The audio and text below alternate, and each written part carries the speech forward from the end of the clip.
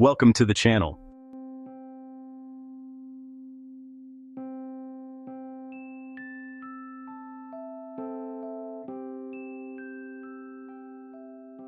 FIFA is one of the richest organizations in world sports. In the four-year cycle from 2023 to 2026, it projects $13 billion in revenue. That's more than the GDP of some countries. But where does that money come from? And where does it go? Today, using data from FIFA's official financial statements, we'll unpack the financial engineering behind the body running the largest World Cup in history.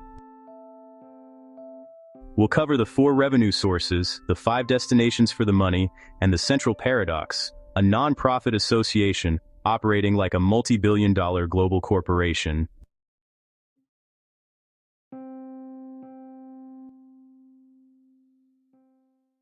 FIFA's projected revenue for the 2023-2026 cycle is $13 billion. That averages about $3.25 billion per year, roughly the annual GDP of countries like Andorra or Belize. Across the cycle, it's $13 billion, more than the annual operating budgets of universities like Stanford or Princeton. To grasp the scale, here's the historical comparison. In 2015 to 2018, revenue was $5.6 billion. In 2019 to 2022, it reached $7.6 billion. In 3 cycles, revenue nearly doubled. This growth pattern is the theme of Block 6 later in this video. FIFA works in 4-year cycles centered on the World Cup. The Cup is the primary financial asset. It generates between 80 and 90% of all cycle revenue. Other FIFA events like the Club World Cup and women's tournaments are small by comparison with the men's main World Cup. This dependence on a single event is one of the most striking features of FIFA's model. The money comes from 4 main sources. They are broadcasting rights, global sponsorships, hospitality and ticketing, and licensing. Each has its own dynamics, key customers, and growth path. We'll break down each one now.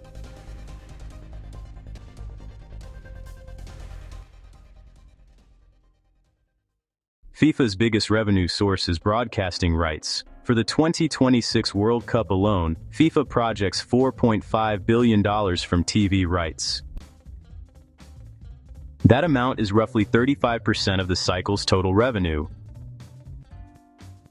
The leading markets are the United States, where Fox Sports and Telemundo together pay over $1 billion for exclusive U.S. rights. Europe, through national operators like the BBC, ITV, RAI, and ARD, public and private. Asia, with Qatar's beIN Sports dominating MENA, and Latin America, with Globo in Brazil paying the region's largest contract.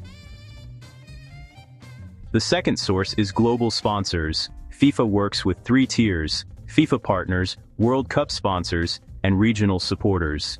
The top partners, Adidas, Aramco, Coca-Cola, Hyundai Kia, Lenovo, Qatar Airways, and Visa, each pay between $150 and $250 million per cycle. Estimated sponsorship total, $2.7 billion. The third source, ticketing and hospitality.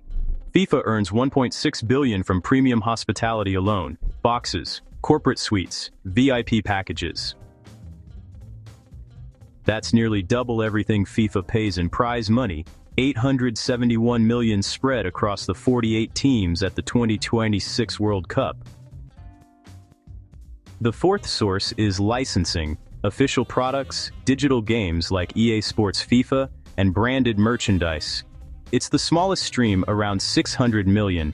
Even so, it has grown the fastest in percentage terms in recent cycles.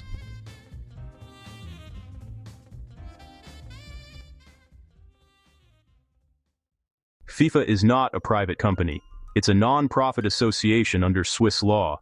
That means it doesn't distribute profits to shareholders, but it has about 280 employees, high executive pay, and reinvests surpluses into operations and reserves. The president discloses a salary in the annual report of over $3 million a year plus bonus and other benefits. How does FIFA spend its funds? The first bucket is, of course, staging the World Cup. Operating costs for the 2026 tournament are estimated at $4.9 billion, nearly 40% of the cycle's total revenue. This covers logistics, security, payments to local committees, team travel, official lodging, and technology infrastructure. The second is funding football's future programs. FIFA distributes $2.25 billion to the 211 national associations, including Brazil's CBF. These transfers officially support football development and the operating costs of national associations. Each federation receives millions per cycle regardless of country size. The third is prize money for athletes. $871 million shared by the 48 teams at the 2026 World Cup. The champion receives $50 million. As we discussed in an earlier episode, that money goes to the national federation, not directly to players. The fourth allocation covers administrative costs, salaries, infrastructure, the Zurich offices, lawyers, and auditing. Estimated total, $800 million per cycle. That's under 7% of total revenue. A relatively lean admin structure for an operation of this scale. Financial reserves make up the fifth bucket. Interestingly, FIFA closed 2023 with $5 billion in net reserves. That's almost half of 1 year's revenue in the cycle. The cash is there to cover money-losing World Cups, legal cases, and unexpected crises. For an entity working in 4-year cycles with revenue concentrated in one event, reserves of this size align with standard accounting practice in comparable large organizations.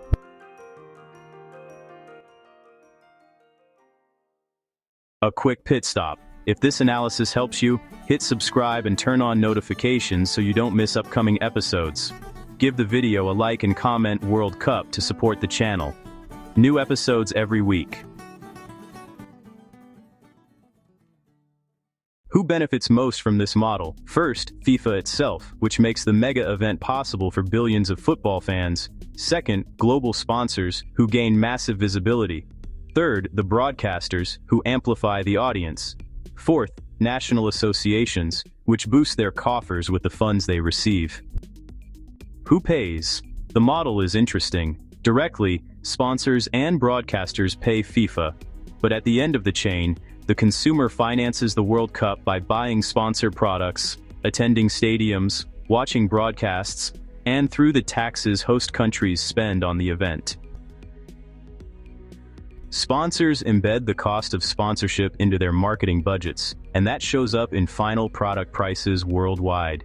This is the standard financing model for any major sports sponsorship. Sodas, shoes, payment cards, and automakers fund their World Cup exposure the same way they do for the Olympics, the Super Bowl, or Formula One.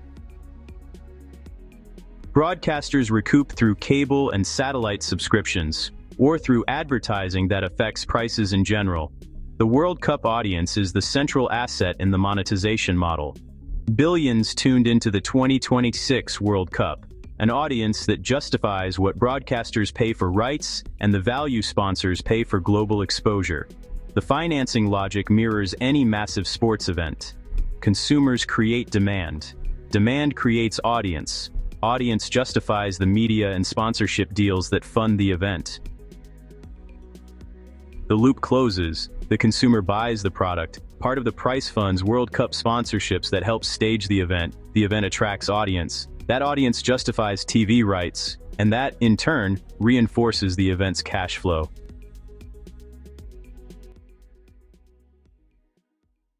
FIFA's growth trajectory is an exponential curve. Let's look at each cycle's numbers.